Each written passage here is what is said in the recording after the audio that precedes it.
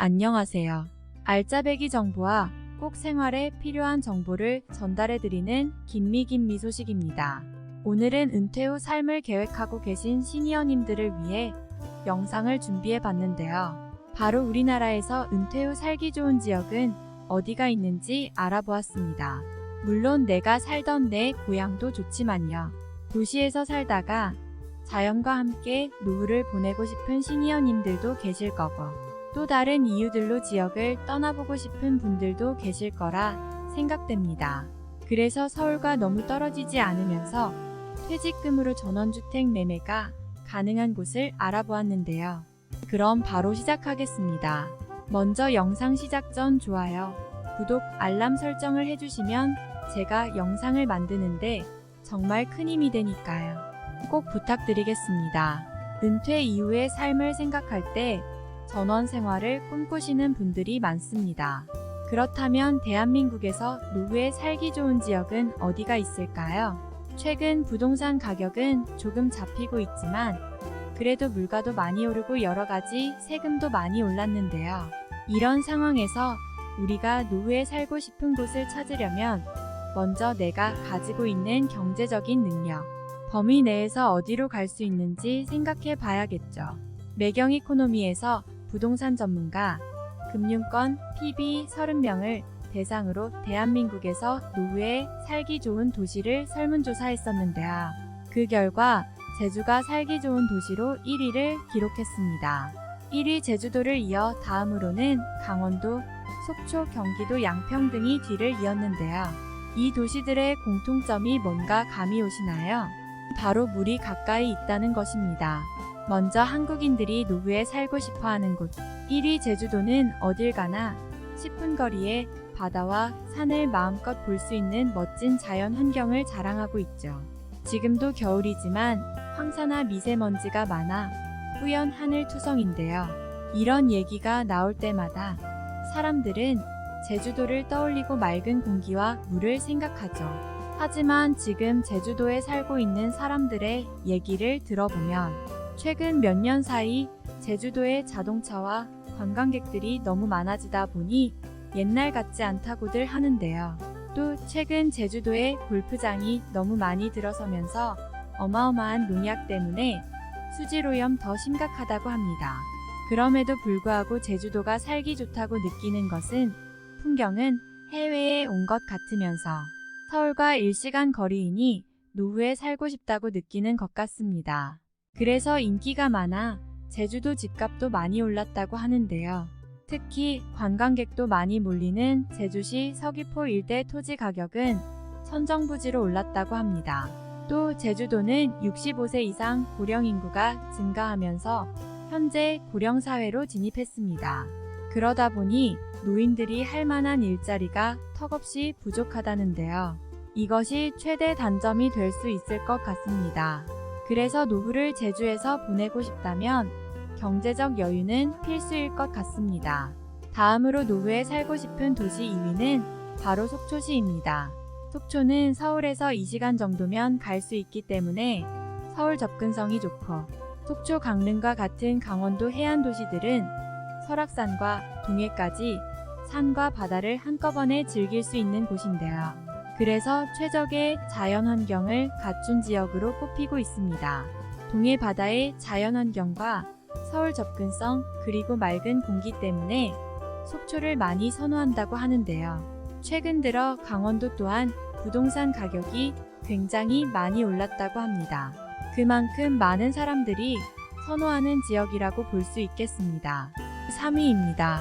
강원도 못지않게 서울, 경기 인근에서 선호하는 지역 어디일까요? 바로 경기도 양평군입니다. 언제든지 지하철로도 갈 수 있게 서울에서 연결되어 있고 여러가지 편의성 때문에 양평을 많이 선호하는데요.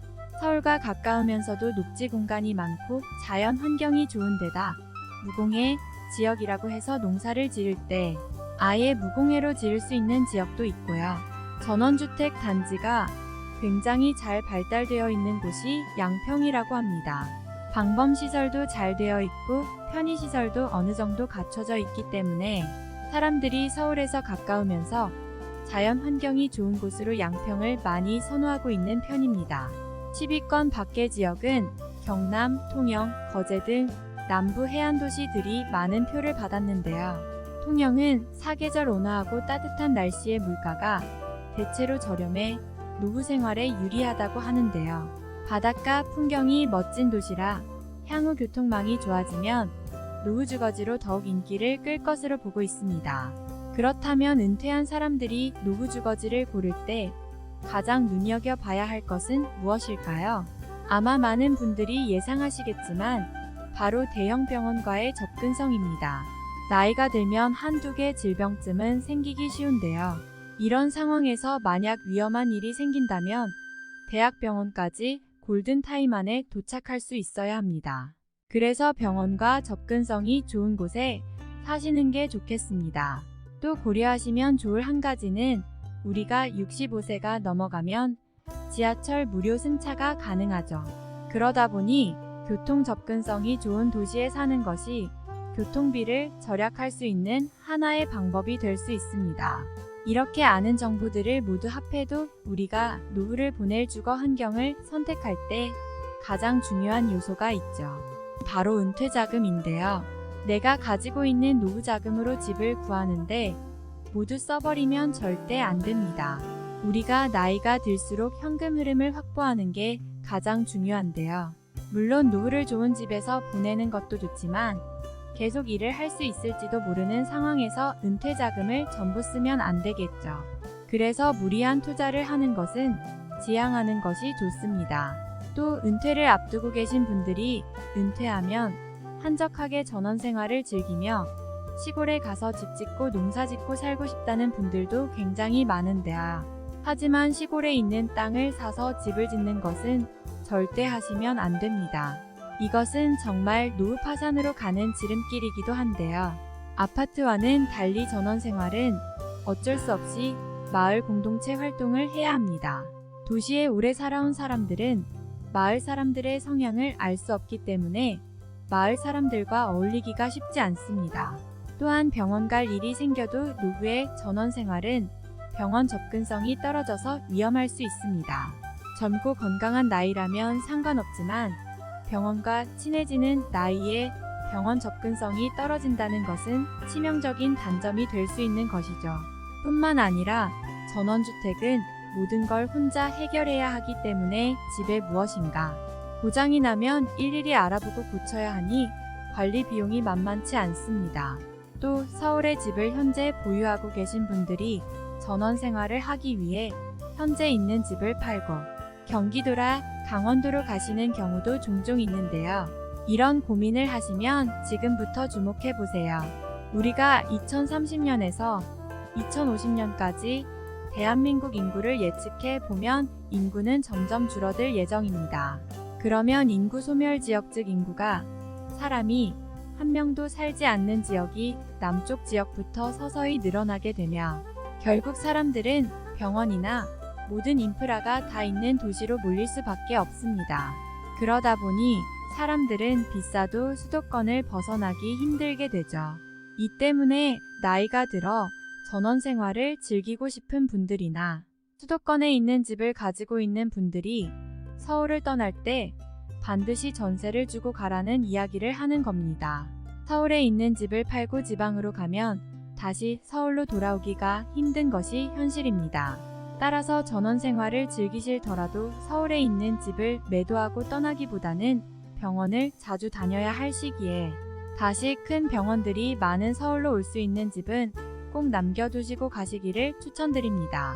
무엇보다 전원 생활의 가장 큰 단점은 바로 현금성입니다. 아파트는 누구나 선호하는 부동산이기 때문에 필요하면 매매가 어렵지 않게 이루어지지만 전원주택의 경우 조건에 맞는 매수자를 찾기가 쉽지 않습니다. 전원 생활을 하다가 생각보다 녹록지 않아 집을 팔고 다시 서울로 가야겠다고 생각할 때는 힘들게 지은 집을 반값에 파셔야 할 수도 있습니다.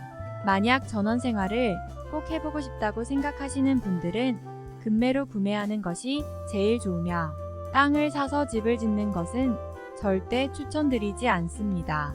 요즘 여러 지자체에서 귀촌을 장려하기 위해 집을 지어놓고 1년씩 빌려주는 프로그램도 운영하고 있기 때문에 이런 프로그램을 알아보시고 직접 체험을 한번 해보신 후 결정을 하셔도 충분합니다. 무조건 땅을 사서 집을 짓는 것은 절대 해서는 안 됩니다. 시골에는 빈집도 많기 때문에 그런 집에 전세나 월세로 살아보시면서 동네 사람들과 어울려보고 농사도 지어보고 시골에서 사는 것이 좋은지도 경험해보고 결정하시기를 추천드립니다. 이렇게 적응이 힘들고 막상 꿈꿔왔던 생활과 달라 다시 돌아가는 경우가 많아서 나라에서도 많은 지원이 있는데요. 그래서 귀농과 귀촌을 준비하며 체크해야 할 7단계도 준비해봤습니다. 1단계, 귀농 정보를 수집해야 합니다. 사전 정보를 습득하고 탐구하는 시간으로 짧게는 몇 달에서 길게는 2에서 3년도 소요됩니다. 이 기간 동안 농업 관련 기관이나 단체, 농촌 지도자, 선배 귀농인을 방문하여 필요한 정보를 수집한 후 귀농에 자신감과 확신이 생길 때 귀농에 대한 결심을 굳혀야 합니다. 또한 안정적인 정착 시기까지 여유 자금이 확보되어야 합니다. 귀농과 귀촌 자가진단을 할 수 있는 사이트도 있는데요. 아래 더보기 설명란에 링크를 걸어두었으니 흥미있는 분들은 꼭 한번 해보시길 바랍니다. 2단계는 농가 방문 및 영농 체험입니다. 직접 체험하면서 문제점이 무엇이 있는지, 농촌 주거 환경에 적응할 수 있는지 확인해 보아야 합니다. 3단계는 가족과 충분한 논의를 하는 시간을 가져야 합니다. 진정한 귀농은 가족이 함께 농촌에 나아가 뿌리를 내리고 살아가는 것이기 때문에 가족과 함께 의견을 구하고 충분히 생각하는 시간을 가져야겠습니다. 4단계는 작목 선택을 하고 영농 기술을 습득하는 단계입니다. 귀농자 교육 프로그램, 귀농에 성공한 농가 견학, 그리고 현장 체험 등과 같은 농림축산식품부의 귀농 귀촌종합센터에서 운영 중인 프로그램을 활용해보면 좋겠습니다. 또 실제 농사에 필요한 영농 기술을 익힐 수 있는 실습 중심 교육도 있다고 합니다. 이런 프로그램을 통한 교육은 자신감과 의지를 고취시키는 과정은 귀농의 큰 자산이 되겠습니다. 5단계 정착지 물색하기입니다. 작목을 선택한 후에는 자녀 교육 등 생활 여건과 선정된 작목에 적합한 입지 조건이나 농업 여건 등을 고려하여 정착지를 물색하고 결정해야 합니다. 정착지에 관한 정보는 농업 관련 기관, 인터넷 등을 이용하여 수집할 수도 있지만 반드시 현장을 방문하여 여러 곳을 알아봐야 합니다. 6단계 주택 및 농지 구입 단계입니다. 귀농지가 결정되고 영농 계획까지 수립된다면 가족이 거처할 주택과 농사지을 땅을 장만해야 합니다. 주택은 신축할지 기존 주택을 구입할 것인지 결정하고 신축할 경우 주택의 규모와 형태를 어떻게 할 것인가 등에 대한 구체적인 계획을 세워야 합니다. 하지만 앞서 말씀드린 것처럼 집을 짓는 것에는 위험 요소가 많으니 꼭 신중하게 알아보아야 합니다. 마지막 7단계 영농계획 수립입니다. 영농계획은 시와 군 농업기술센터의 작물 재배력을 참고하여 농작업 시기나 자재 준비 등을 놓치지 않도록 꼼꼼하게 살펴야겠습니다. 또 농업기술센터에서 검토와 지도를 받는 것도 가능하니 알아보시면 더 좋겠습니다. 여기까지 오늘은 은퇴 후 삶과 귀농 그리고 귀촌 방법에 대해 알아보았는데요. 많은 정보를 자세하게 다 담을 수는 없지만 충분히 귀농과 귀촌을 나라에서도 도와주고 보조해주는 프로그램이 많이 있으니까요. 관심 있으신 시니어분들은 우선 귀농 귀촌 지원 사업을 알아보시길 바라겠습니다. 오늘의 영상 조금이라도 도움이 되셨으면 좋겠고요.